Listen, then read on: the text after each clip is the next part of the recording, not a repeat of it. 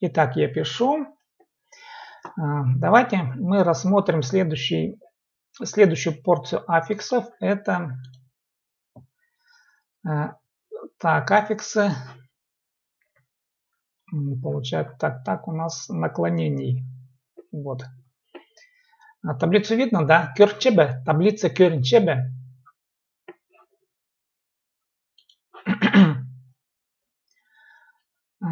Таблица Кёрчебе. Так. Ну вот смотрите. Давайте мы сейчас вот эти вот аффиксы разберем. Я поясню вот на конкретных примерах. Вот этот документ потом я выложу под видео. Под видео в YouTube. Вот эти тексты, они там будут. Вот смотрите. Аффиксы, да, условное наклонение зазе, сасе. Ну, например, парз. Пар иди, парз, когда пойдет. Кёрзе, когда увидит. Кёр, смотри. Пассе, когда будет писать, да. Вот это наклонение. Как можно его использовать? Ну, вот, допустим, предложение. Шахсы пассам. Если буду хорошо писать, пас корень, пассе, а м первое лицо, вы помните, да? Шахсы пассам, мага пис тургспирерлер. Тургспирерлер поставят, да. Пятерку поставят. Если буду хорошо писать, мне поставят 5, да, мне 5 поставят. Вот этот аффикс. Он говорит о неком условии. Кёрзе, кёрзем я, шахсы кёрзем, или когда буду хорошо видеть, допустим, то-то, то-то, да, ну и так далее. Вот. Желательное наклонение. Гайгей, хайгей, айгей. Что означает? Паргей. Ну пусть идет, типа. Кёргей, ну пусть смотрит. Пасхей, пусть пишет. Как это можно использовать? Допустим, урей ирда ибзир паргей. Урей поздно, ирда вечером, ибзир домой, пусть идет. Как бы нет такого обязательного требования, ну пойдет так пойдет, не пойдет так не пойдет, да. Вот как, ну ибзир паргей, это некое такое действительно желание, ну может быть он пойдет, а может не пойдет. Ну желательно было бы, что он домой пошел. Ибзир паргей. Это как бы отрешенное такое высказывание. Ну, может и пойдет домой. Дальше.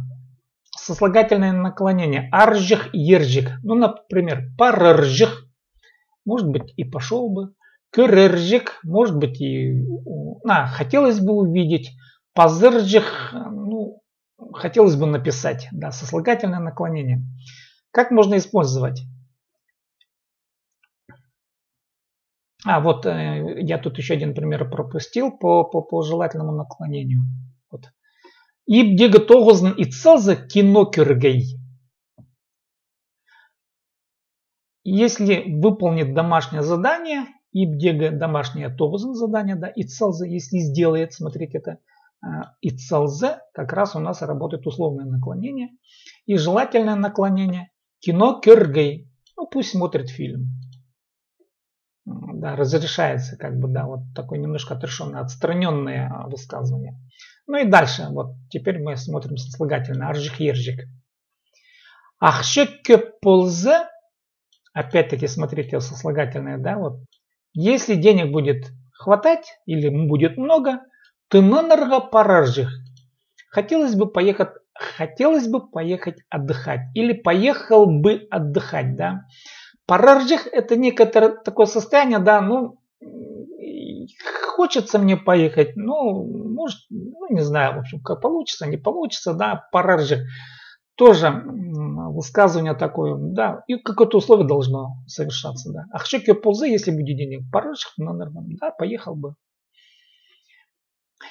Да, а теперь предположение, да. Гадах, гедек, хадах, кедек. Оно близко к сослагательному, но давайте посмотрим. Угренезентозбс, опять-таки видите сослагательное наклонение, да? Армия паргдаг. Если закончит учебу, свою учебу, да? Армия паргдаг. пойдет в армию, но это паргадах может быть пойдет в армию, если по-русски, да. Армия паргадах. Или, по-видимому, пойдет в армию. Возможно, пойдет в армию. Это предположение, которое не обязательно может состояться, но есть вариант армия паргадах, да. То есть эта ситуация может исполниться. Ну и побудительное наклонение для третьего лица. Син. Ты, вот допустим, да. Парзен. Ой, прошу прощения. Ол парзен. Он пусть идет. Ол кёрзен. Он пусть смотрит. Ол пасын. Он пусть пишет. Да. Как можно использовать? Агргзе шахсы имнензен. Ой, промтостно. Агргзе больной человек. Шахсы имнензен. Шахсы хорошо. Имнензен пусть лечится. Да. Вот. Вы можете вот всегда использовать это высказывание, но для третьего лица. Он. Пусть там сделает то-то, то-то, да. Пусть он поступит так-то, так-то.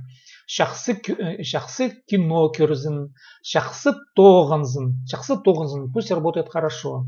Магат кино кюрзен. Пусть хороший фильм будет, посмотрит, да. Шахсы саганзен. Пусть хорошо думает. И так далее. Это вот такое побудительное наклонение для третьего лица. Именно для третьего лица.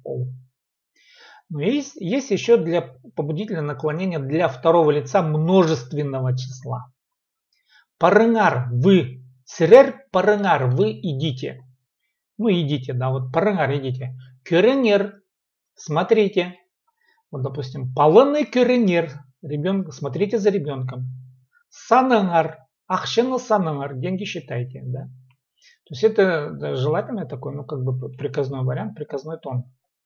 Че прайзы парангар кинога мин ид одером.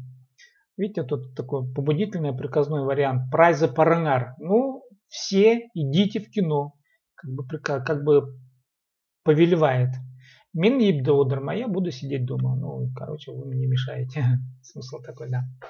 Ну вот такие вот аффиксы наклонений мы сейчас рассматривали вот по таблице Инги Ледовиковны Козласовой. Ну, они составляли этот учебник. Вот основные формы.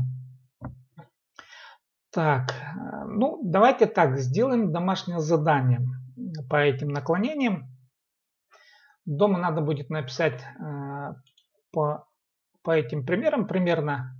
Давайте я сейчас вам скину. Так, в чат.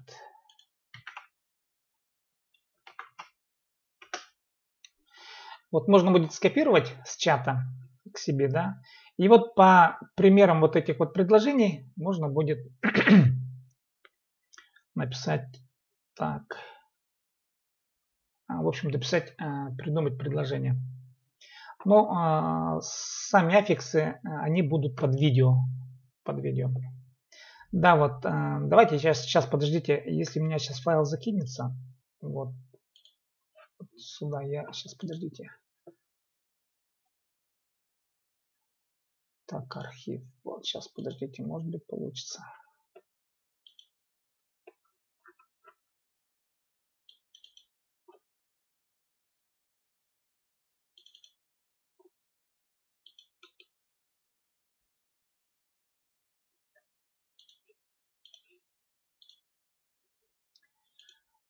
Так, давайте я вам на Facebook отправлю, хорошо?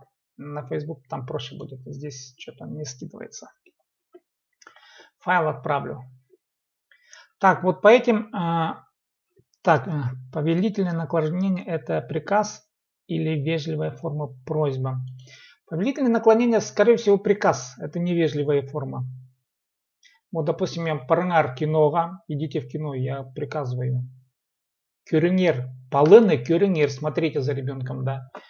Ибдо одырынгар, сидите дома, я приказываю своим детям. Ибдо одырынгар, на улицу не выходите, да. Это приказной тон, конечно. Так. Конечно, вот этими аффиксами, ну, в смысле, этой формой можно пользоваться. Кстати, они очень часто употребляемы в жизни. Им, конечно, можно пользоваться, особенно вот те, кто любит поуправлять людьми, да, вот это, конечно, побудительное наклонение. Иднер, парынар, делайте, смотрите, там, ну и так далее, в общем. Это всегда побуждение.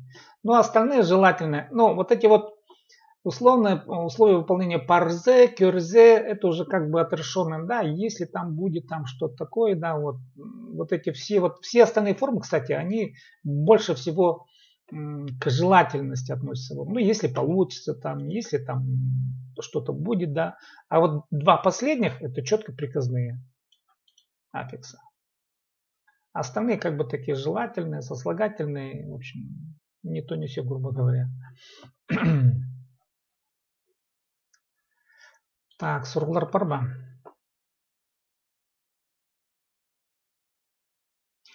Если, допустим, ну, например, давайте вот конкретный пример.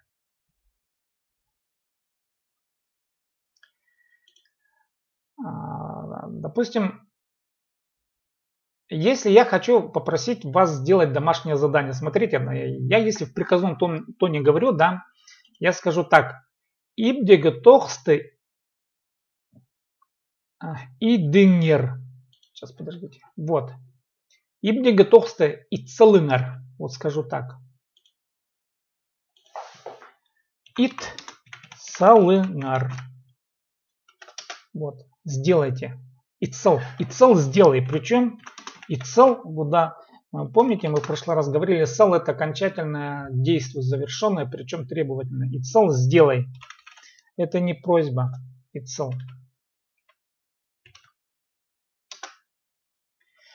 А если я буду просить, причем в извинительном тоне, скажу ит пиренер, ит пирерчик сербе, вот так скажу.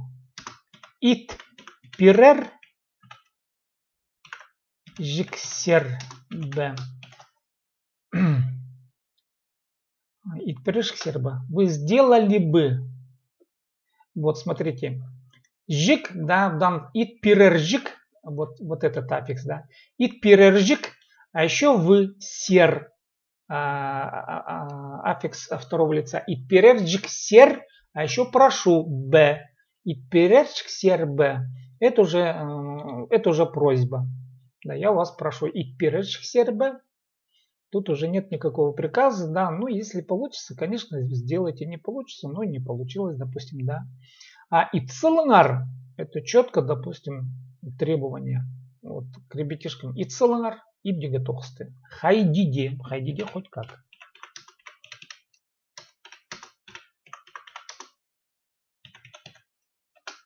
Вот так вот. Хайдиде хоть как. Ну вот примерно так. Понятно объяснил?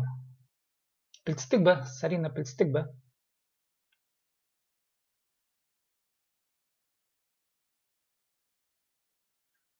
Так, ну, в общем, домашнее задание как бы сделайте 10 предложений, да, ну, если 10. Ну и второе, самое главное теперь домашнее задание. Так, завтра у нас пятница. По сути, у нас теперь получается, что завершающий урок завтра. И давайте так, напишите некое сочинение вот по тому, что мы прошли.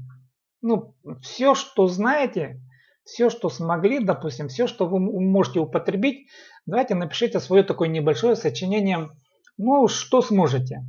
По курсу, может быть, да, свои какие-то впечатления, допустим, ситуацию. Вот. В общем, напишите свое небольшое сочинение по тем темам, которые мы прошли. Ну, можно на выходные сделать. Да, можно на выходные. Давайте на выходные я тоже посмотрим. Но тогда, смотрите, мы с вами так договаривались, на субботу обговаривали. Я как бы думал, что если бы, конечно, успели бы завтра, да, ну, Смотрите, предположим, вы придете домой где-то в течение часа. Давайте мы завтра в 9 часов, может быть, назначим не 8:30, а в 9, чтобы вы успели сделать домашнее задание. И мы бы посидели бы более плотно, бы уже разобрали бы ваши результаты. Как бы письменно бы вы имели бы у себя вот какой-то конкретный материал. Как вы вот, что вы думаете по этому поводу? Так, ну давайте, в общем, мы тогда договорились. Завтра тогда мы переносим на 9 часов, не на 8:30, а на 9. Хорошо? Только сейчас на 9 часов переносим. И к 9 часам тогда мы там уже займемся только домашними заданиями. И, в общем, будем обсуждать и обговаривать ваши результаты. Хорошо? Иди шарирба. Так, пойдет? Иди шарирба. Вот так, иди шарирба. Шарирче. Андырда пүнгі пістің занятие тосылша. Сегодняшнее наше занятие заканчивается. Таңдаға шетірі. До завтра. Че пазы туғасын же. Ибдегі тоқсты. Ит сылыңар. Поняли, да? Ит сылыңар хайдиде. Че аным жоқтар пазы туғасын же.